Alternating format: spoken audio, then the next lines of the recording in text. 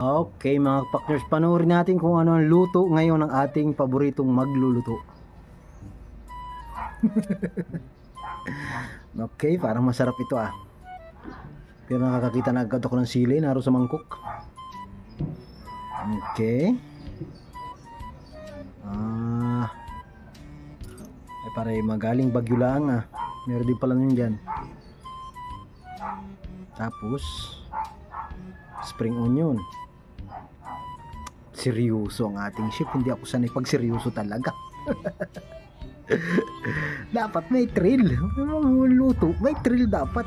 Maganda seryoso eh. Manok.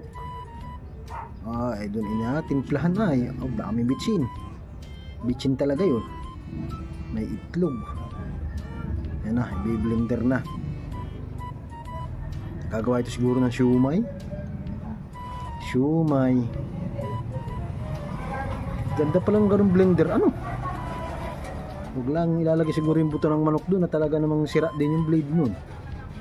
Hinaluan ng spring onion. Dapat may carrots. Ay siumay na ang pabalat ay ano. Itong parang repolyo na ito ay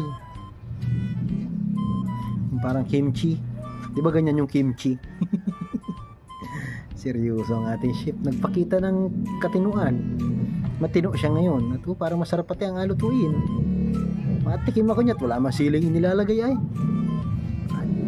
Makakatikim din sa wakas. Oh, bago na naman ito ay. Yan yung makamalutong. Nakakain ako niyan. Malutong yan. May tinda niyan sa Katanawan. Oh. Talagang seryoso talaga. Masarap talaga ang mga recipe for today's video. Bawang, yan na. Diyan ako duda. Yan. Sabi ko na sa inyo ay. Yan pa. Yan pa. Lalaki niyan. Sus Mariusip. Hindi kita magkakaigin yan. Tiya halo. Okay na eh. Nilagyan pa ng ganito oh. Bakit kaya hindi talaga sila magkaigi pag hindi mahalang ang pagkain? Ano? Para bagang yung dila nila sanay na sa maraming bitsin.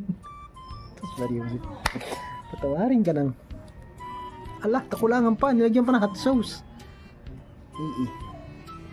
Para din silang Korean ano. Tapos isasawsaw. Kaya halo mo dun. Ano ito? Ayan, parang siguro yan ay mayonnaise. Hindi, yogurt. Yan ang hindi ko gusto ang lasa. Yung yogurt na yan. Yan, okay na yan.